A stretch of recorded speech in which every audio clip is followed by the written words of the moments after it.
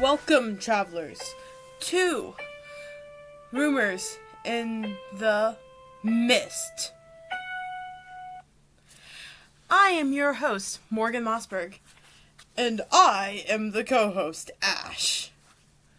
Today we are here to discuss The Final Empire from the series Mistborn by Brandon Sanderson. This is our first episode of hopefully a wonderful podcast series. And we will be discussing the first half of the book. So if you haven't read it, spoilers warning now! Spoilers are ahead. Can't be avoided. So, let us begin. So Ash, what did you think about the story? Well, Morgan, personally, I really enjoyed seeing Vin and how her character plays with Kelsier's. What do you mean by that, Ash? Well, you see, Morgan, Vin is a half-born. Just like Kelsier, except she has been raised in a very different manner. Oh, you mean since she was born and raised on the street with her brother as Scott, while Kelsier was raised as nobility, because his dad didn't originally know that his mother was Scott, right? Exactly. This shaped how she saw the world. In addition, it also caused her to learn certain things that Kelsier didn't really have to think about growing up, which shaped them into totally different characters. Yeah. It also affects how they see different people, especially due to the fact that Vin was mostly raised by her brother Reen until he abandoned her, and has trouble trusting people. Yeah, trust comes into the book a lot, especially the first half, with Kelsier being too trusting for his own good. Trusting of anybody that might turn him in. That's how he got his last mission failed, and got sent to Hathsin for the last few years. Yeah. Do you actually think that Mare was the one that betrayed him? Well, I don't know. The one who knew Mare best was Kelsier, except Kelsier seems to be too pained to talk about Mare much, aside from the fact that he loved her. He couldn't imagine a world not being with her in some capacity, and even if he did betray her, he would gladly go with her again before she betrayed him, knowing that she quite as possibly betrayed him. And yet, what's the yet? And yet the fact is that he blames his wife's death on him, even if she did give him up.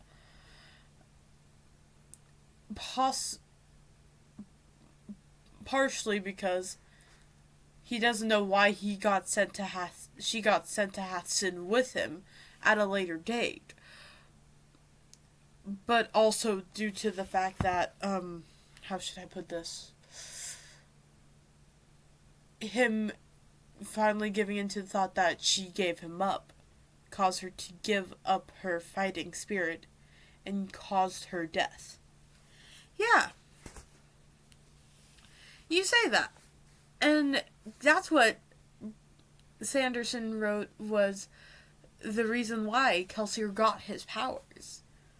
That was one twist I was not expecting. What do you mean? Well, you see, going up to that point, and a little bit earlier, when we had learned about Atium, and the fact that only noblemen really ever seem to get their hands on Atium, and it's something that it is extra powerful, and very limited only to being bought by the nobility, by the Lord Ruler himself. And a bunch of it gets mined. From Hathson, that's where atium is found. I originally thought atium was the source of the power, like the original source. What makes you think that? Well, we know Kelsier is a half-born. You can't not be a half-born if you're already a half-born. Yeah. Well, the fact is that with him being a half-born, he didn't actually have any of his allomancing powers until after. So something must have happened at Hath Sin. Particularly, he was exposed to a lot of atium. Before we really learned with Vin what atium it does and allows you to see to the future, I thought maybe this is what allows the nobleman and the Lord Ruler to get his powers. Partially because only noblemen supposedly can have magic powers, and then it's passed down through genetics. So that possibly atium as metal kickstarted it, or gave those who have the potential to be an allomancer if they were missing one tiny component, versus being born that way like it appears Vin was.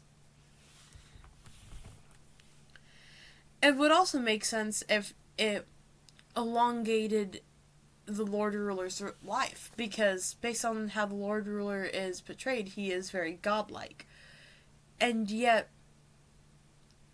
he also is extremely human, and has lived for over 1,000 years, so something had to prolong his lifespan.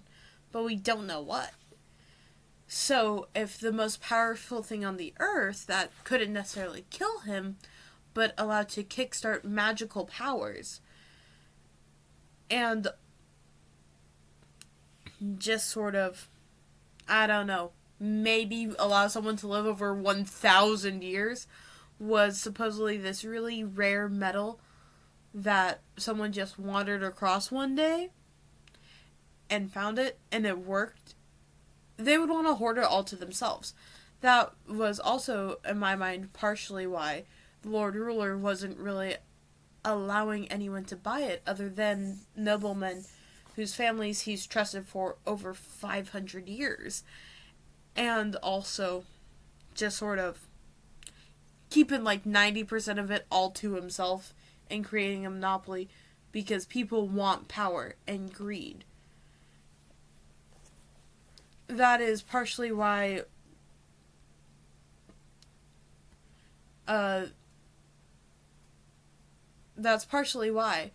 faking as noblemen renew works. Excuse me, Ash. No, it's alright. But what do you say about the atium? I can see how you got there, but yeah, that doesn't quite work now, since we know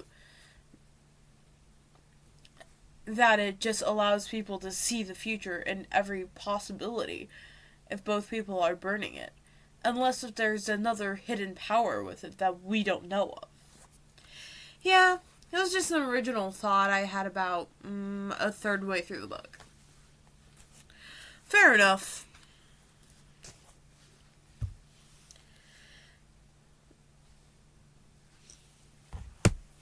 So, what do you think about the Lord Ruler?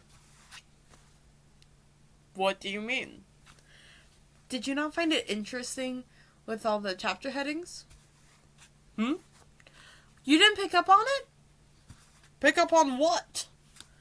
The fact that the Lord Ruler's diary entries are pretty much the beginning of every single chapter, instead of normal chapter headings like Rick Riordan writing the perspective of the character you're watching from. Especially since this book does jump through character perspectives.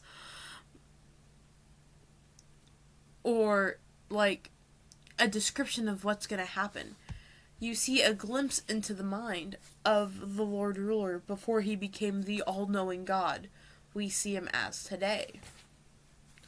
Wait, you're telling me that kid just talking about how he's a hero and also not a hero, and that he's faking it, and that he has the most powerful army and he came from very low circumstances, is the Lord Ruler.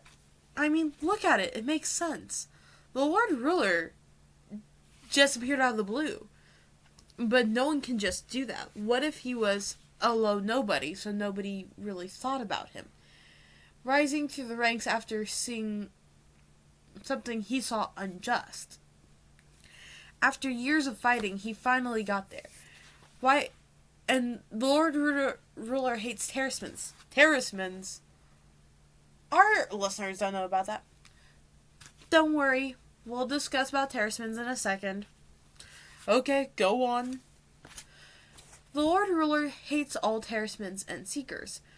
Partially because in one of the headings towards, I think it was about chapter 17, he said he was betrayed by one. The fact of there was one Terrisman Seeker who helped him get to his spot of power, but once he finally got there, spoke out against him and was trying to undermine him and his reign. Yeah, that was sort of weird. Any clue on that, who that Terrisman was? I mean, I partially did think that it could have been Sazed, just because of, like, how Sazed feels about this guy, the fact that he is more a rebellious Terrisman than others appear to be, based on conversations, but I'm not so sure. Yeah, I don't think that one's quite that possible, just due to the fact that, he's a eunuch, and he said the Lord Ruler was already in power by the time he was born. Yeah, as I said, that was in the moment, and then very soon it was dashed. Okay, just keep that in mind. I know. Let me get to the point. Okay. So, originally, we see this prophecy in the epilogue of the book. And during the epilogue, this is where we meet Kelsier as a man, not knowing who he is necessarily, but knowing that he has done something that is so spectacular for the rest of the story that everybody knows who he is. Before he murdered Lord Trusting, this also gives us a chance to just look at and see the world's caste system in a broad scale. Having the Lord Rulers on top, then it goes to the nobles and ministry. Ministry is actually just slightly ahead of the noblemen. And then Ska. To me, when I was reading it, originally in the epilogue, it's, especially on the plantation with Lord Trusting, it seemed like the pre-Civil War South. Ska sort of representing enslaved African Americans, but not quite necessarily. But also was partially not, because later we found out there's nothing that really makes ska by looks, but by who their former family was. People who did not support the Lord Ruler. And nobles are only noble because their families originally helped the Lord Ruler win about 1,000 years ago. Now, we didn't see two other groups. Terrismen, which are supposedly lower than Ska, yet have a better lifestyle than the Ska. Let me explain this. So, Terrismen, they are sort of the protectors of the noblemen, or protectors might be a wrong term. The mentor. No. Yes, mentors for noblemen young. The nobles will hire them and they'll be their secretaries, pretty much. You think this would be better than working as somebody in slavery. But, according to Sazed, who is the main one we see, as he is supposed to take care of Vin whenever she is pretending to be Lady Valette, is a fate worse than the Scots. I'm guessing he's not thinking about the ones on the plantations, or maybe he is. Who knows? But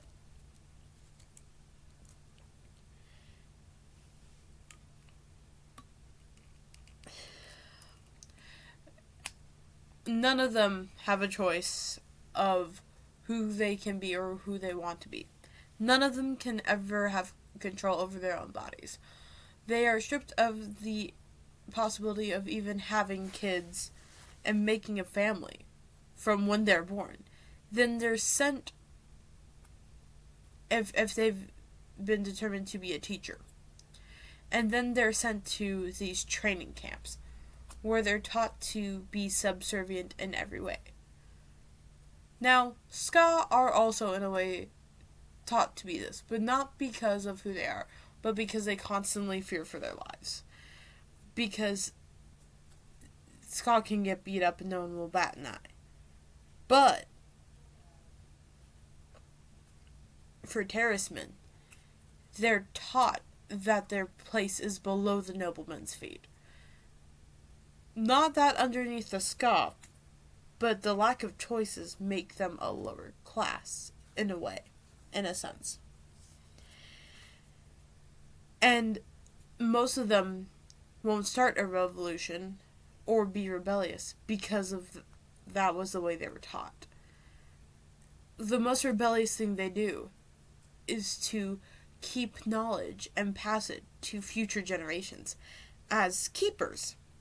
Now, keepers are similar to Mistborns and Mistings, but instead of getting powerful magic, like levitation or flying, well, fake flying, but still, they burn metal to create memories and expand their knowledge about the universe and world. But they can't make these memories out of the blue. They have to be taught these things and learn them like anybody else. But they just can contain more knowledge based on what they burn, it appears. That was the best way Sazed really described it to Vin. So that's about as much as we know about keepers. Yes. And halfborns, which are people like Kelsier and Vin. Not Reen. We don't know if Reen is or is not. But Marsh is. And Mare must have been too.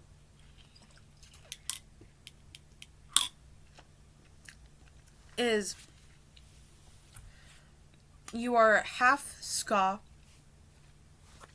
and half nobleman, or of noble descent in some way.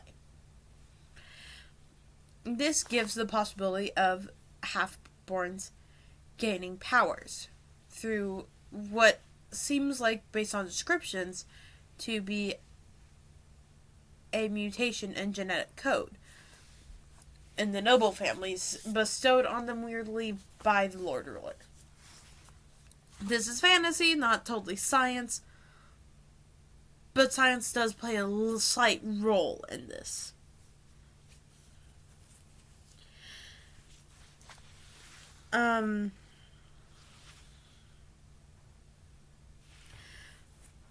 But not everyone who is a nobleman or a half-born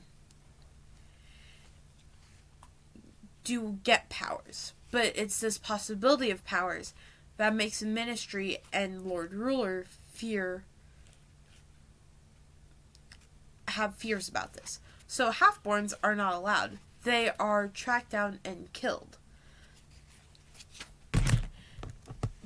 and people are dissuaded from having intercaste relationships, if you will. Sort of that, like, how Oklahoma used to have laws against interracial marriages during times of Jim Crow.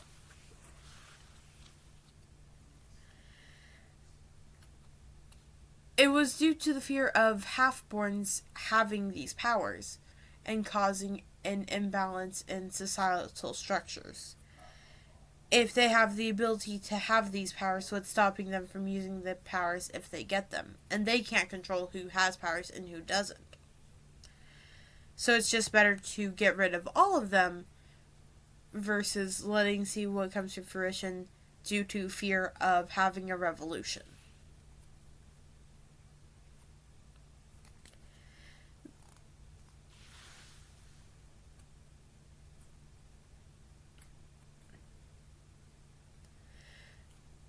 What I find very interesting is how depressing the Lord Ruler is. Yeah, that guy brings me down so much. And Vin, too. Yeah, he just... What's the word?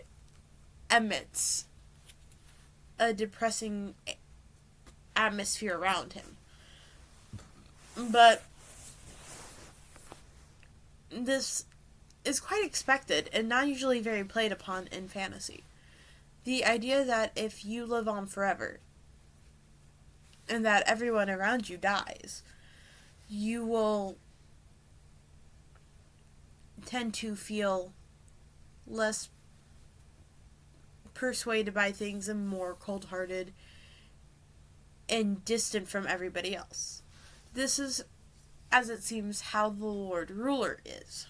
We've never met him in person, but from his diary entries at the beginning of each chapter, he questions why people follow him or believe in him, why people do this. And then when Vin and Kelsier were trying to break into the castle, the fact that Kelsier mentioned that, oh yeah, that sad feeling, that's all the Lord Ruler. He's always like this, if you burn your copper, it'll be fine, you won't feel a thing. Just shows how much the Lord Ruler sort of possibly hates being immortal. He very much should be dead in every way. He came out as a skeleton after someone tried to blow him up one time and lived. So knowing that he can't die and seeing everybody around him die makes him, or appears to make him, very reclusive. And also not caring for the world. And not really caring what happens. Well, he does care. He doesn't want a revolution. But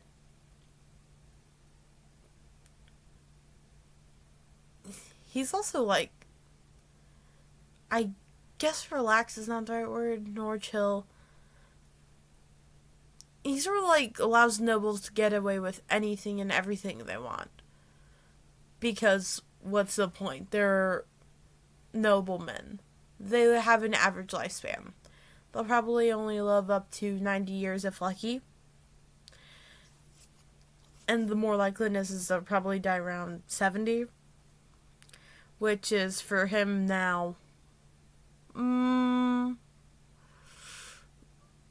less than a 16th of his lifespan. Everything to him just is due to how big his lifespan is right now. So meaningless. I've seen this done in other media, and it worked really well. And that was in Doctor Who. Morgan, focus. We are not talking about Doctor Who right now. We're talking about Mistborn. Okay, I won't get on tangent. Do you have anything to say? Yeah. How come you haven't talked about any themes? What themes are there? Oh, there's a few. One that I found very interesting was the whole idea that deception is either armor or a weapon, but it's also a cage at the same time. Where did you come up with this? Well,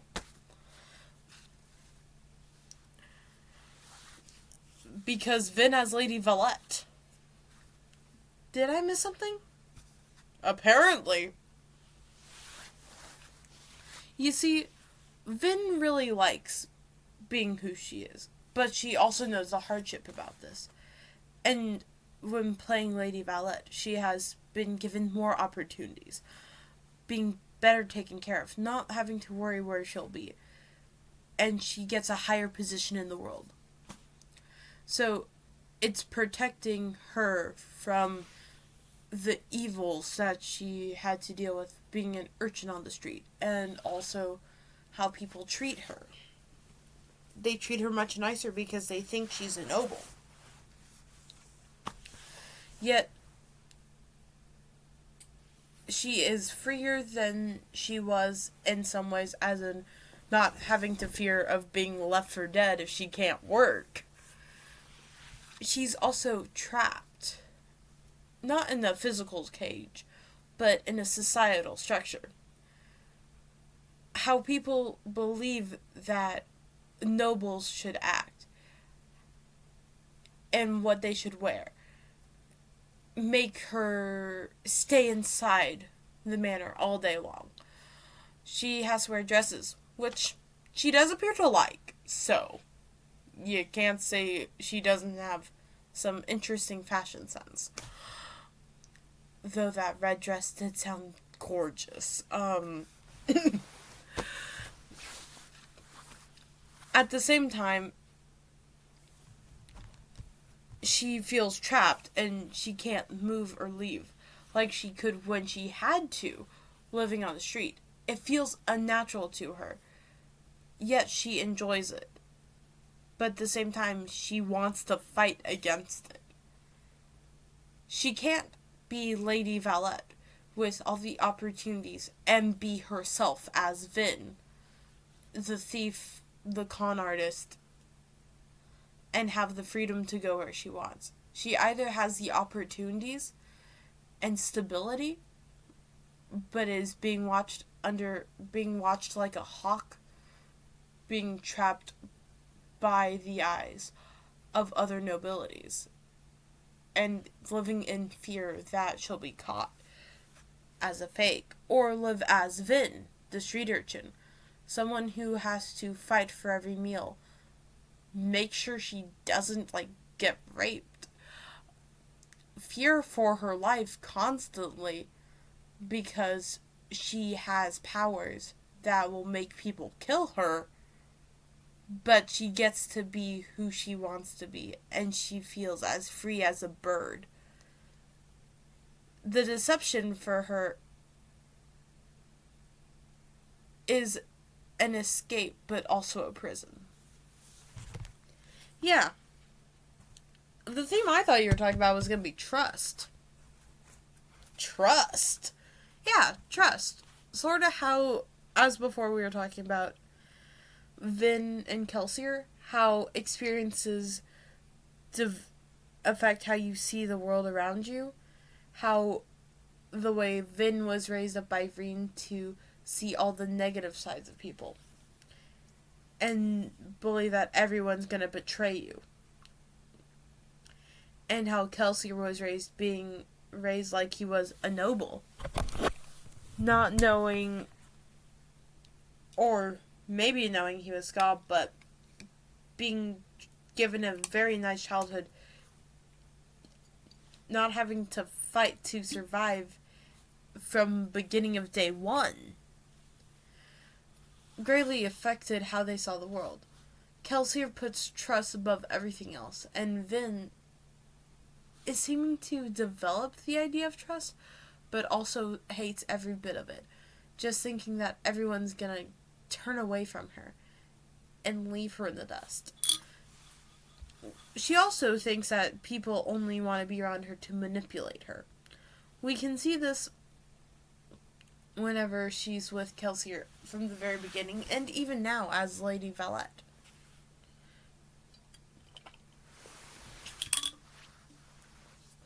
She had become Lady Valette and chased after Kelsier, following him through the mist, trying to just get more information out of him. She thought he was keeping things from her, that she didn't trust him, that he was going to try to cut her out of the whole entire job. So she followed him to see what he was doing because she was curious. Possibly because she didn't trust him. Well, actually, not possibly. Partially because she didn't trust him. Partially because she's just really stubborn and curious. But even before that, she had very big trust issues. Her brother's constantly talking to her head, "You have no friends. Everyone's going to leave you in the end." While Kelsier puts trust above everything else. The fact that he'll let somebody walk away from a job and not kill them and not really fear that they'll betray him because he only asks people who he consider are his friends. While Vin is in the mindset that no one is truly your friend, they'll all dump you and leave you in the end if given the chance and a better opportunity for themselves, because people are just cruel, sometimes careless, and I don't know how to say it. Thoughtless, careless, greedy. They're just greedy. They only really look out for themselves. And Vin had to have this mindset because she grew up with her brother on the streets. No one was going to look out for them. It was them against the world. And even then, Reen wanted to make it clear to Vin that it wasn't them against the world. It was her against the world and him against the world. He was going to abandon her someday. The person who was almost always a constant in her life was going to leave her for dust because she was going to slow him down. And yeah, they're family, but that doesn't mean anything in the world they live in. If it's them catching us, or it's they catch you and I get away, I'm getting away. I'm not coming back for you ever. Taught her to be very cynical of the world and very distrusting. And when ever Clubs was originally not going to join as the group Smoker, but knew the entire plan, Kelsier let him just walk away and was seeming to do nothing about it. Vin found this extremely interesting because if she was in his shoes, she would probably kill him, to be honest. Because there's no way of knowing if he's going to betray them or not. Why give him the chance? Because he'll probably do it anyway in the end, with no chance of redemption or just not betraying. Even Yedin believed this. The person who believes morals are above everything else, that you need to be strong morally willed, thought that murder was okay to keep things quiet because you might be betrayed by the ones you expected betray you the least. Yeah, I don't understand most of the rebellion's morals. They just seem to be really random. And Yedin decides to be picky at very awkward times. Yeah, I mean, it's good that they have morals. Good with the usual no murder, but still, murdering someone because they don't want to join you to do something stupid is sort of a bad move if you want to be a businessman. Well, they are businessmen. You know what I mean. It's just not good for any good friendships. Yeah. And that would make it very hard to try to convince people to join your rebellion. I know, right? So is it just like with the rebellion, do they just murder anybody who doesn't want to go along with it because rebelling can lead you getting sent to Hathson? I don't know. Do you think? I would bet 25 yes, 75 no, but there's still that quarter. Yeah. I would say 50-50 actually. You would? Yeah, I mean, they have a lot of trouble as it is. They might have high morals and save money. But if someone decides, yeah, maybe not, I could easily see it turning into like a mafia scene of Donnie. You're like you're like a son to me, Donnie. We were tight, we were close. But now you're throwing it all away. Why did you do that, Donnie? And just like have the men in charge murder this guy named Donnie because Donnie's like, you know what? I think it's time for me to move on, boss. I don't really think that this is best for me and my family. You know, if the Lord and Ruler caught me, I think I would be sent to Hatson or killed. Gee, they try to kill me every day just for being Scott. Don't want to give another reason. And it's like, Donnie, do you really think this is the best idea? It's like, yes, I do, sir. Yes, I do. Ice him. And, you know, Donnie would be dead by this point. But aside from that point, yes, I could easily see the rebellion being torn in half on morals at any point in time. Just turn into like a TOK discussion. Now you're getting off topic. Okay, yeah, back to the discussion.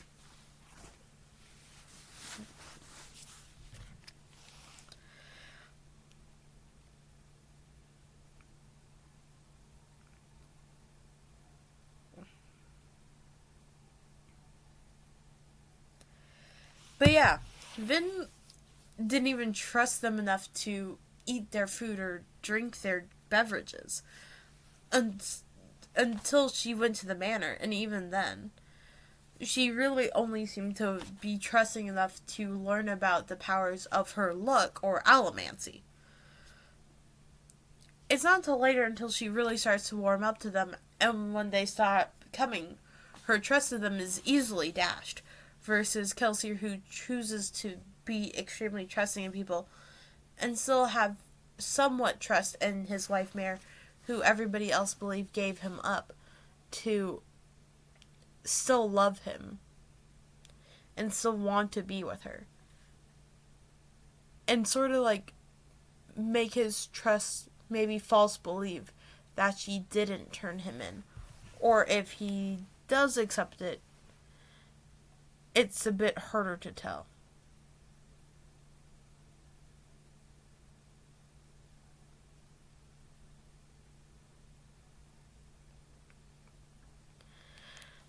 Also, the fact that power doesn't always mean happiness. You can say that again.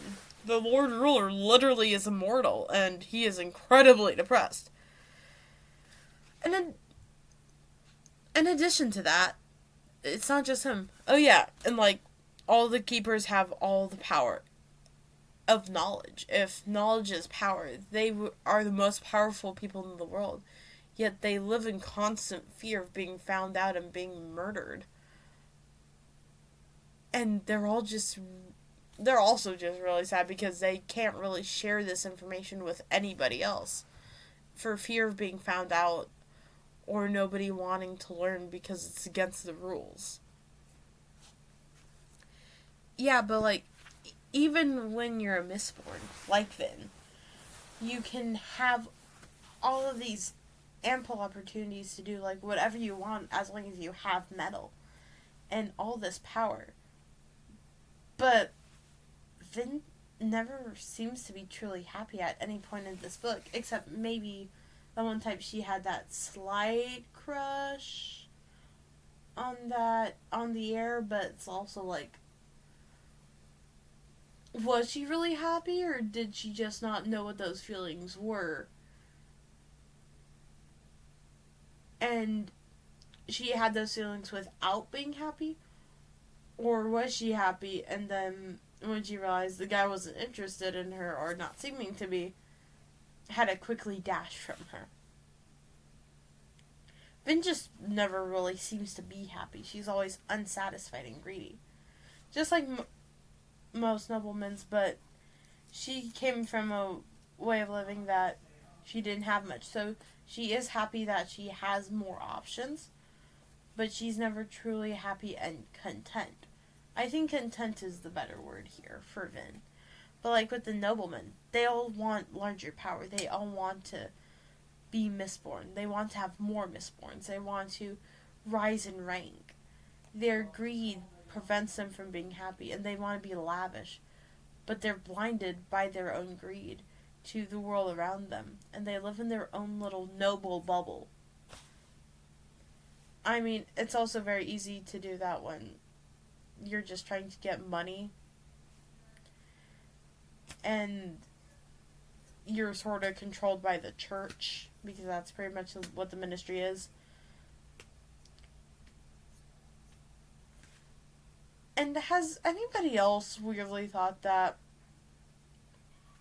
the Last Empire might just be like a weird version of Pangea or Europe, Asia Peninsula area, the Eurasia continent? What are you talking about? They constantly call them humans. They talk about how the plants used to have flowers, and there's photographs. And it used to be green before all the ash falls. It's like a weird thing due to climate change or temperature, and just constantly adding in smoke and factories causes everything to be blackened and dull, and nothing beautiful. No, this is definitely another world. Then why do they call everybody man? Maybe they are men in some way. Scott could be a version of men in another universe. Okay, but still. We see Industrial Revolution causing great bigs of smoke and ash going into the air. And a lot of like movies and period dramas. That's how they imagine it. I wonder if Sanderson based the setting of The Last Empire on a world that was filled with magic, but additionally, just it used to be green, and then something like our Industrial Revolution happened, and then rather than trying to stop industrializing and corruption, someone who came to power who sees everything as petty, short-lived, allows corruption to fester, allows industrialization because that's what people want, or the people who he sort of respects want, because their families helped him rise to power originally. But it got so out of hand that they destroyed their world in order to get it. Where you can still live there, but everything that makes it wonderful is all gone. We don't even hear about like birds singing. We don't even hear really much about rabbits or any other animals versus people. They don't know what flowers are.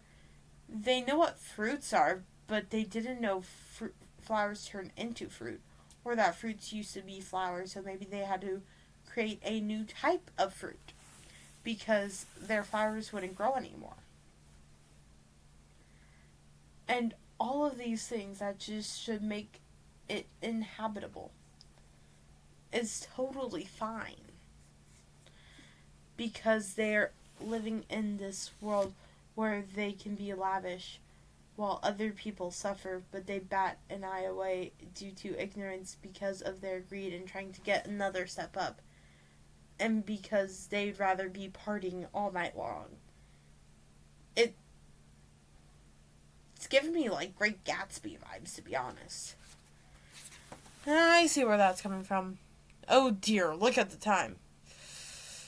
Well, I know we didn't talk about Holly wants to talk to, but do you think it's good?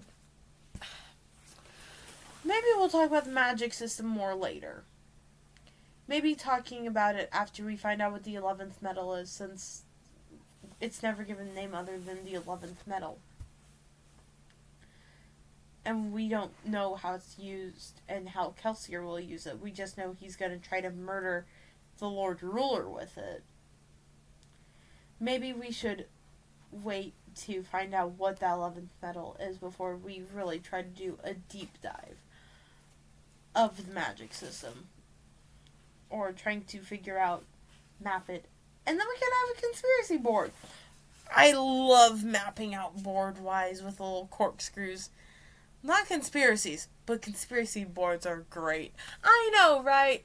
Yeah. Anyways, see you guys later. Yes, I hope you had a wonderful time listening to us rant and get distracted and rant some more. And hopefully there'll be at least one more episode. Maybe 2, 3 more. Who knows? Depends on how much we like the series. And this has been Morgan and Ash. And you are watching Rumors in the Mist. Bye! If you like stories, this will be great. We have discussions for time's sake.